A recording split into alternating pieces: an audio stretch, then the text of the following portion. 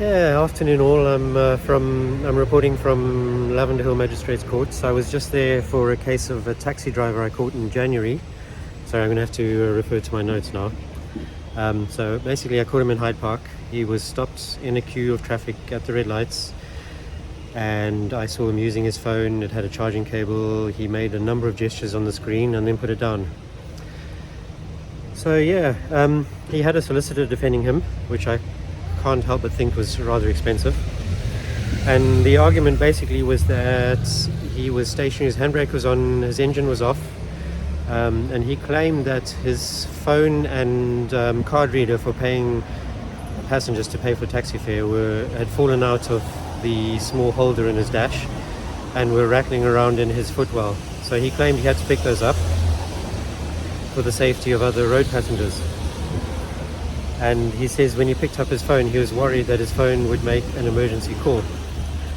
Apparently he's done that in the past. It seems like a bit of a flimsy excuse. I mean, it does happen to all of us sometimes that your phone in a pocket will make an emergency call, but it's pretty uncommon. And so basically his solicitor's argument was, the essence was that he was not being dangerous. He was stopped, he posed no danger to anyone else, and he was doing it for the safety of other road users. The prosecutor then said basically there were three things that made this case proven in her view. The first one was that my evidence was credible and consistent, particularly with respect to the lit up phone screen and the gestures. The defendant himself said he picked up his phone and checked on it, and that therefore all elements of the offence were made out as point 3, including the fact that he was still driving even while stopped. And then the defense solicitor did his summing up, which came down to, this is a hard-working taxi driver who's likely to lose his TfL cab license. That's not a given, by the way. I think about 1 in 5 cab drivers have a successful appeal with TfL. That was what I heard about a year ago. I don't know what the case now is. The driver didn't merit his conviction for this, and that he picked up his phone and card reader. I didn't see any card readers, so I'm a little skeptical of that story.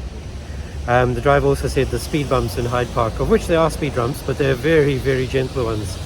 I can't see those easily knocking out a phone and a card reader out of a glove compartment. Anyway, the magistrates came back really quite quickly, within 10 minutes I would say. Found him guilty. He has a clean license. Interestingly, the defendant knew to keep standing, so either his lawyer warned him, or it's not the first time he's been in court. You have to stand when they sentence you. And given his means, and whatnot, which I don't really want to go into, but he was given a fine of £173, a surcharge of £69, and costs of £250, which is quite reduced. I think the magistrates took into account that he maybe had some debt and he was likely to be unemployed as a result of if TfL do revoke his license. He also mentioned that his daughter was a Team GB cyclist, that he was supporting. I don't know anything about that. And yeah, he was given a payment plan for roughly over a year to pay that total of £492. Okay, another point that comes up from a post from a fairly popular influencer called Jack with like 2 A's. He was cussing me and abusing me for not reporting a taxi driver just before the change in the 2022 law. And other people think I target taxi drivers. So my response to that is I try only to target the traffic offending behaviors. I don't care whether the person's a taxi driver, a Uber driver, an ordinary member of the public, or anything else.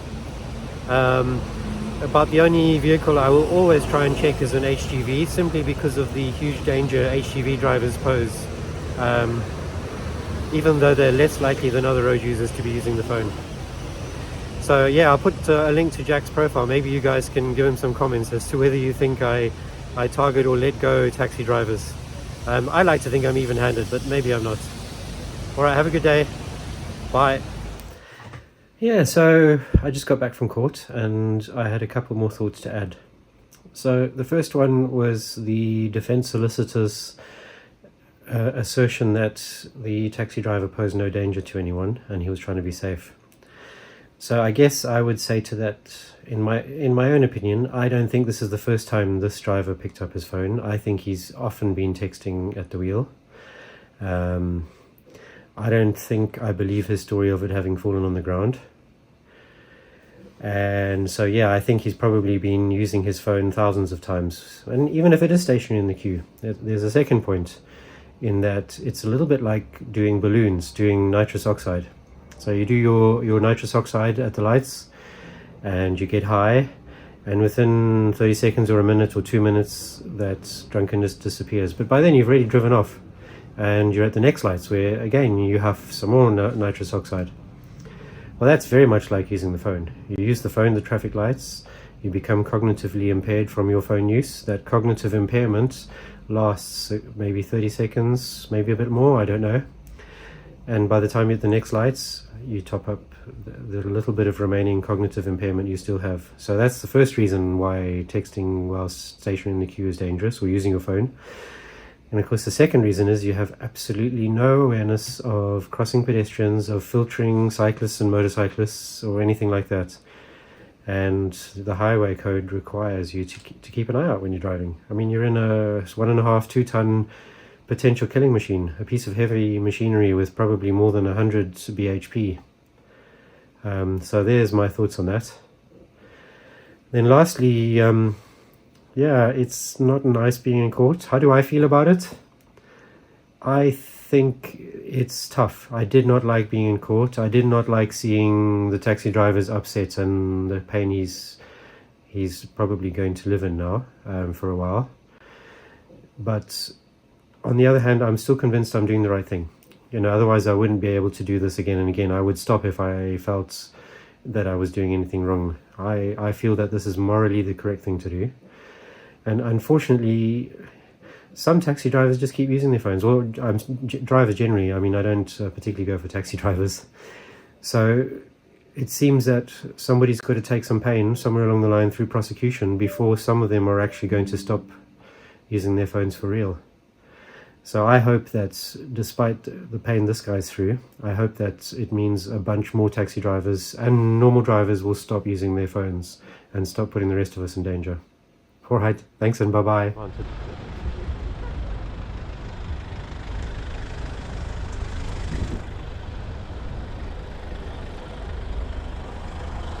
That's definitely not mounted. I can see the phone, and that's clearly putting it away. Oh dear. Well, I'm not going to have any business with you. That's LL67LDY 39144 taxi badge. That's 65618. That's unfortunate for him. I mean,